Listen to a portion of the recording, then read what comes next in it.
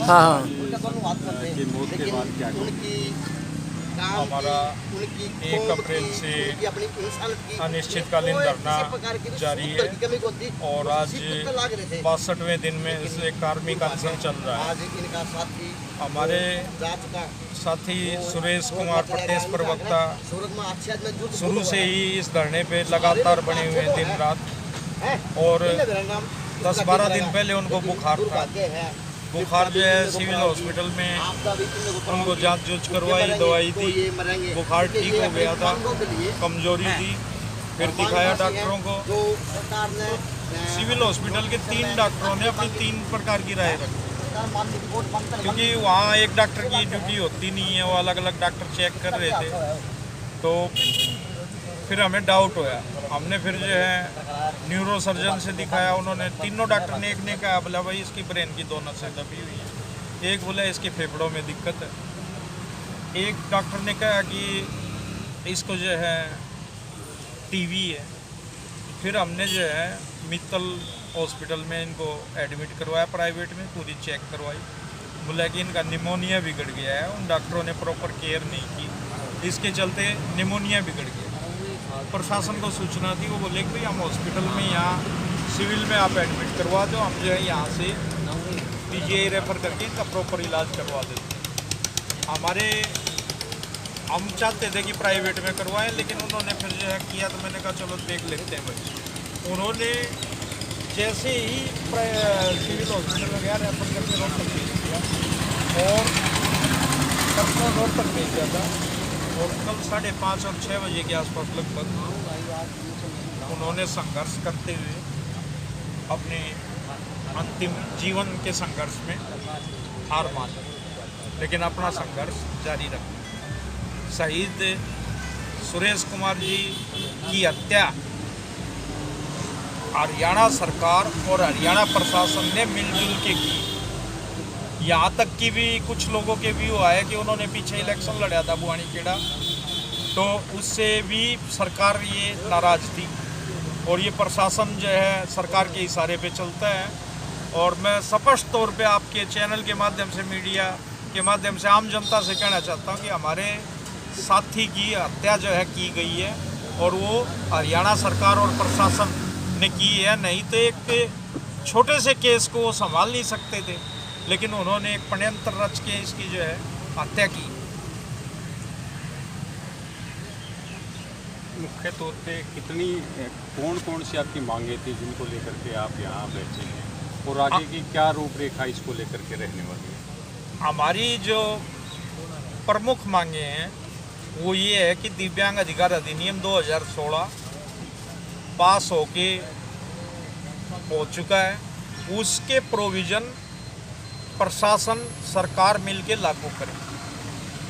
2012 में यहाँ हमारा जिला स्तरीय एक समझौता हुआ था, जिसमें ये था कि भाई हमारे एक्ट के हिसाब से हमारे भी 3% BPL, 3% मकानों के, 3% जो है रोजगार के लिए हमें भी दिए सुविधा दी जाए, यहाँ रैंप लिफ्ट बना दी जाए सार्वजनिक बिल्डिंग में, ताकि हम अपना काम करें। तो 12 सूत्रीय मांग होती है, इसमें से 3-4 इन्होंने पूरी की, 8 पेंडिंग पड़ी है, उसके लिए था। और 18 सूत्रीय मांगों पे 2018 में समझौता हुआ था हमारा चंडीगढ़ सेक्रेटरीट, उनमें से एक भी मांग पूरी नहीं की, उसको लागू किया गया। हमारा सिर्फ ये लीगल मांगे हैं, और कोई हमारी विशेष मांग। दिव्यांग कमिश्नर भी भिवानी से है, बावजूद इसके आपकी मांगे पूरी, क्या कहेंगे इसको लेकर? दिव्यांग कमिश्नर एक सरकार का ही व्यक्ति होता है, और वो सरकार की भाषा बोल रहा है।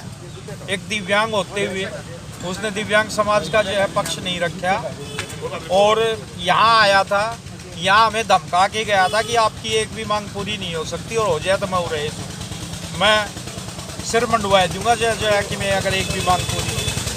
तो यहाँ भड़काने का काम कर रहा था। हमने कहा कि जो आपकी हम संवैधानिक पद है, आप यहाँ से जाएं।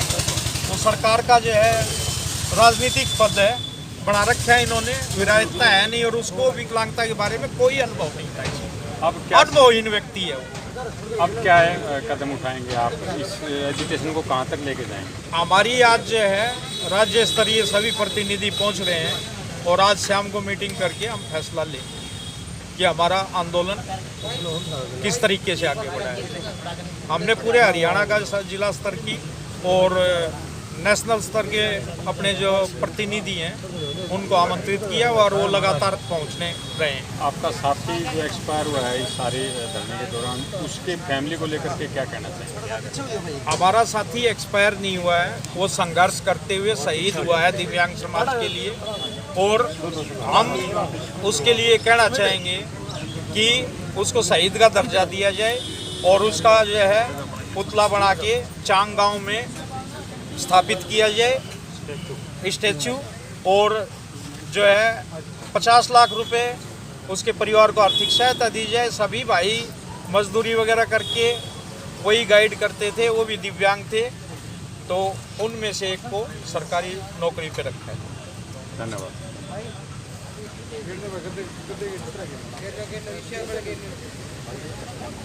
नहीं भी नंबर मेरा भी आ गया, जाग गया तो मैं भी हूँ, लेकिन जागता जागता मैं भी लेट हो गया।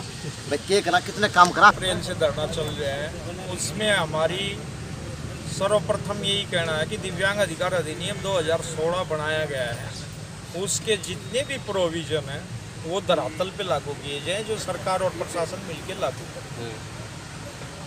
दूसरी है कि जिला स्तर पे हमने 12 सूत्रीय मांग पत्र पे 2012 में हमारा समझौता हुआ था, उस समझौते को लागू किया जाए, जिसमें छोटी छोटी मांगे हैं कि सार्वजनिक स्थानों पे रैंप लिफ्ट होनी चाहिए, प्रथम तल पे रैंप लिफ्ट होनी चाहिए, ताकि दिव्यांग, वृद्ध और बीमार आदमी अपना जाके काम करवा सके।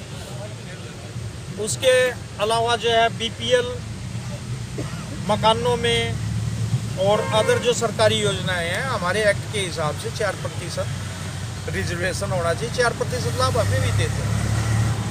ये हमारी 18 सूत्रीय मांगों बारे जो 2018 में समझौता हुआ था, आज 4 साल हो गए, उसमें से एक भी मांग में पूरी नहीं की है, उसको आप पूरा करें। सभी हमारी कानूनी अधिकार हैं और दिव्यांग अधिकार नियम के अंतर्गत आते हैं, उनको लागू करवाने के लिए हम यहाँ पे। हाँ, तो एक रैंप तो मांगो हो, गलत के मांगो हो, देना चाहिए तो क्या लगता है? अब